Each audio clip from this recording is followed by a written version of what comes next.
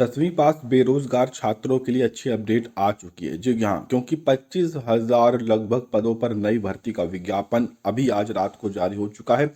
और यह विज्ञापन जारी हुआ है एसएससी की तरफ से। जी हाँ, एसएससी की तरफ से कांस्टेबल जीडी के लिए ये पूरा विस्तृत विज्ञापन जारी हुआ है। तो बने रहिए वीडियो पर पूरी पूरी फुल जानकारी समझने के लिए।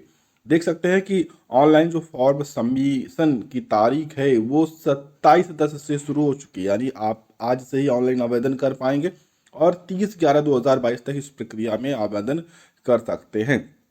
और 30/11 की लास्ट डेट है।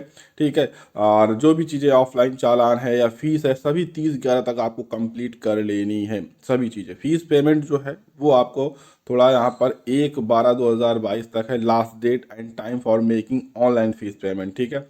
और लास्ट डेट पेमेंट थ्रू चालान के लिए 1/12 यहाँ पर समय दिया गया है।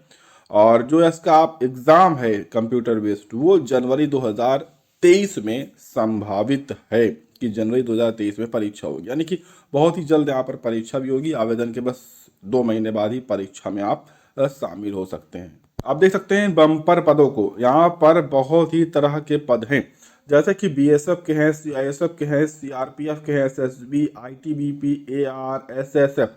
कुल मिलाकर यहाँ पर अगर देखेंगे तो 24,205 कुल ये पद हैं। ठीक है, जिसमें सबसे ज़्यादा जो पद हैं वो बीएसएफ के हैं।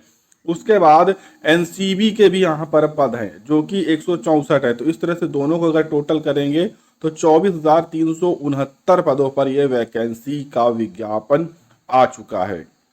अब अगर आप इसमें इच्छुक हैं, 10वीं पास हैं, तो कम से कम 18 से 23 वर्ष के बीच में आपकी आयु होनी चाहिए। अगर इस बीच में आयु है तो आप आवेदन करें, या फिर 2/1/2000 से 1/1/2005 के बीच में आपकी डेट ऑफ बर्थ है, तब भी आप इन पदों के लिए आवेदन कर सकते हैं। याद रखें, SC, ST, OBC, ex serviceman, इस तरह के जो भी छात्र हैं, इनको डेट ऑफ बर्थ में यानी कि आयु में छूट भी दी जाएगी। जैसे कि एससी एसटी को 5 वर्ष, ओबीसी को 3 वर्ष, एक्स सर्विसमैन को 3 वर्ष, ऐसे बहुत तरह की यहाँ पर छूट देखने को मिलेंगी। अब यहाँ पर जैसा कि हमने आपको बताया कि 10वीं पास, तो इस चीज़ को भी यहाँ पर देख सकते हैं। एजुकेशन क्वालिफिकेशन, सबसे पहले कि 1 जनवरी 2023 तक आपकी ये योग्यता जो है वो कंप्लीट होनी चाहिए।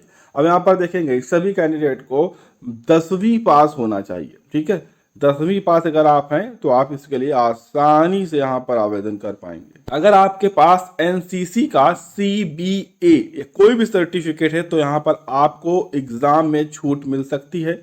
अगर C सर्टिफिकेट है तो 5% की, B सर्टिफिकेट है तो 3% की, अगर A सर्टिफिकेट है तो 2% की परीक्षा में आपको छूट मिल सकती है। जो भी इच्छुक छात्र हैं, जो अप्लाई करना चाहते हैं, वो www.ssc.nic.in की आधिकारिक वेबसाइट पर जाकर आसानी से यहाँ पर ऑनलाइन आवेदन कर पाएंगे।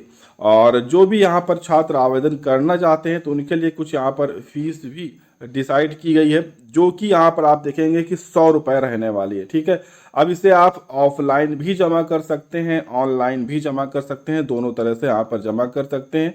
और जो कुछ जैसे कि जो यहाँ पर महिलाएं हैं, ठीक है, महिलाएं हैं या एससी हैं या एसटी हैं या ईएसएम के जो भी छात्र हैं, इनको यहाँ पर फिलहाल कोई फीस शुल्क नहीं देना होगा। बाकी जितने भी लोग हैं सभी को यहाँ पर फीस शुल्क देना होगा। ये कुछ एग्ज़ाम के सेंटर आपके हो सकते हैं, यहाँ पर सभी का बताया गया है कि ये कुछ सेंटर यहाँ पर रखे जा सकते हैं।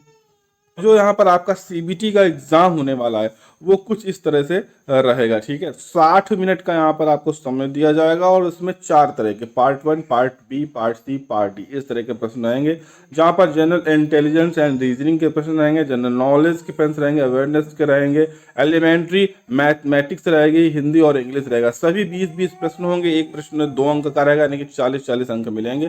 कुल 60 मिनट इसके लिए आपको दिए जाएंगे और 160 अधिकतम माइनस मार्किंग यहाँ पर रहने वाली है रॉन्ग क्वेश्चन के लिए 0.50। तो इसके लिए यहाँ पर आपको सावधान रहना आएगा। अब यहाँ पर पूरी जो सिलेबस है उसकी विस्तृत जानकारी दी गई है कि इसके अंदर क्या क्या चीज़ें यहाँ पर पूछी जाएंगी। उसके बाद यहाँ पर फिजिकल स्टैंडर्ड टेस्ट यानी कि PST भी आपका कराया जाएगा।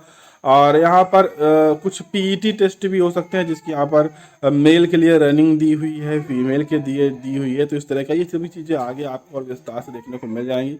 हाइट पर विशेष ध्यान दीजिएगा, मेल 170, फीमेल 157 सेंटीमीटर जरूर होने चाहिए। ठीक है, यहाँ पर आपको कैटेगरी वाइज कुछ आरक्षण भी देखने को मिलेगा, चाहे वो दौड़ हो चाहे वो आपकी हाइट का मैटर हो।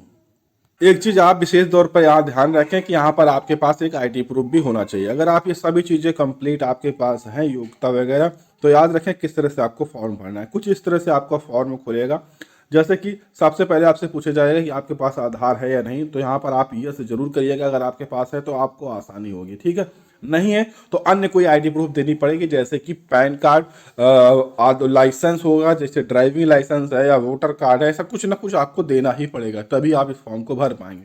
फिर यहाँ पर आपको आधार नंबर भरना पड़ेगा, वेरीफाई करना पड़ेगा, ओटीपी जाएगा आपके मोबाइल पर, उस ओटीपी को डालते हुए वेरीफाई करना पड़ेगा।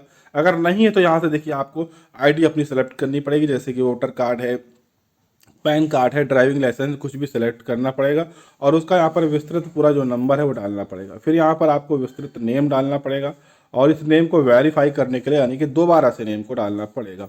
फिर यहाँ पर जो है इसमें अगर आप कुछ बदलाव है, कुछ दूसरा नाम वगैरह है, तो यहाँ पर आप यस कर सकते हैं और डाल सकते हैं, नहीं तो सीधे फादर नेम। हर चीज़ आपको 2 बार डालनी रहेगी। ठीक है, फिर यहाँ पर आप देखेंगे कि मदर नेम वेरीफाई करना है 2 बार, डेट ऑफ बर्थ 2 बार, हर चीज़ें आपको 2 बार यहाँ पर फिलअप करनी होंगी, चाहे क्योंकि किसी तरह की गलती जो है फॉर्म में ना हो।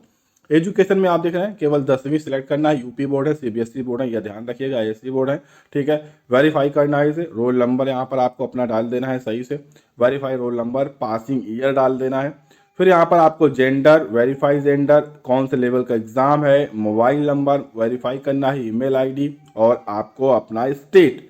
ठीक है, फिर आपको अपनी कैटेगरी और नेशनलिटी इंडियन होना ज़रूरी है। आइडेंटिफिकेशन कोई आपके बॉडी पर कोई ऐसा निशान होना चाहिए। ठीक है, वो यहाँ पर आप फिल करिएगा। फिर यहाँ पर आपको यहाँ पर ब्लैक मार्क डिसेबिलिटी के लिए यहाँ पर यस या नो करना है, टाइप ऑफ डिसेबिलिटी किस तरह से आपके पास है। ठीक है, किस तरह से आंखों में कोई दिक्कत तो नहीं है, तो सभी चीज़ें आप अपने हिसाब से देखिएगा। अन्य कुछ और है, फिर एड्रेस है, फिर आपका पूरा एड्रेस। ठीक है, जैसे कि आपका स्टेट है, डिस्ट्रिक्ट है, पिन कोड है, परमानेंट एड्रेस है, ये सभी चीज़ आपको अच्छे से भर देना है। और फिर यहाँ पर विशेष आपको ध्यान देना, देखिए ठीक है, यहाँ पर फिर आप प्रीवियस या कुछ भी करना चाहें, गलती सुधारना चाहें सुधार सकते हैं, तो आप सीधे यहाँ पर सेव कर सकते हैं, नेक्स्ट कर सकते हैं। ठीक है, नेक्स्ट करने के बाद सेव कर सकते हैं। फिर यहाँ पर आप देखेंगे आई एग्री है, यहाँ पर आप टिक करिएगा और टिक करने के बाद आप इसे फाइनल सबमिट कर सकते हैं और फिर बाद में इसका जो प्रिंट है वो यहाँ से ले सकते हैं। तो जैसे आप इसे फाइनल सबमिट करेंगे आपको फीस पेमेंट करनी रहेगी। ये देखिए इस तरह से कुछ आपको दिखेगा, ऐसे जैसे जो भी चीज़ें आपने फिलअप की होंगी उस तरह से दिखेगा। आप उसको अच्छे से चेक कर लीजिएगा कि कोई कमी तो यहाँ पर आपने नहीं की है।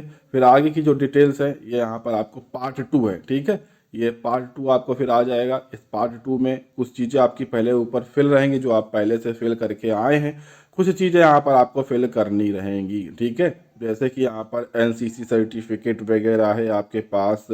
ठीक है, कोई रिलैक्सेशन आप चाहते हैं तो वो क्या है, एग्ज़ाम सेंटर का आपका चूज़ करने के लिए ऑप्शन मिलेगा, 3 एग्ज़ाम सेंटर चूज़ कर सकते हैं।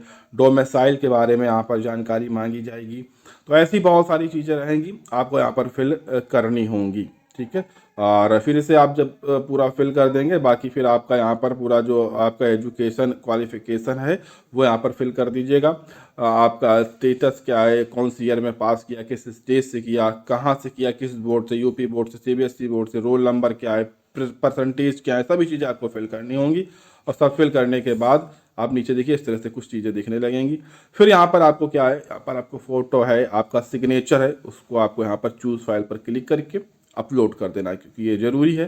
ठीक है, फिर यहाँ पर आपको अपना ये जो आपका ये नंबर है, ठीक है, यहाँ पर डालते हुए आपको प्रीवियस रीसेट क्लोज दोनों को ऑप्शन मिलता है। सब चीज़ें देख ले, अगर कुछ कमियां हैं तो सही कर लेना है, वरना आप यहाँ पर स्क्रीन पर देख पाएंगे कि आपको अपनी फ़ोटो इस तरह से दिखने लगेगी। ठीक है, कुछ और सही फ़ोटो डालिएगा, साफ फ़ोटो डालिएगा, डार्क रहे, सही से दिखनी चाहिए, क्योंकि इधर उधर गलत सलत चश्मे वाली फ़ोटो इस तरह की कुछ मत डालिएगा, ये सभी फ़ोटो रिजेक्ट हो जाती है। फिर से सबमिट करने के बाद आप इसमें जो फीस है वो ऑनलाइन जमा कर दीजिएगा और जमा करने के बाद जो फाइनल प्रिंट है वो ज़रूर से ज़रूर अपने पास रख लीजिएगा, क्योंकि उसकी आपको आवश्यकता पड़ेगी। इसमें आपको रजिस्ट्रेशन नंबर वगैरह सभी चीज़ें देखने को बाद में मिलेंगी। तो ये विस्तृत जानकारी थी, उम्मीद आपको समझ में आई होगी। तो ऐसी ही जानकारी के लिए वीडियो को लाइक, शेयर और चैनल को सब्सक्राइब जरूर करें।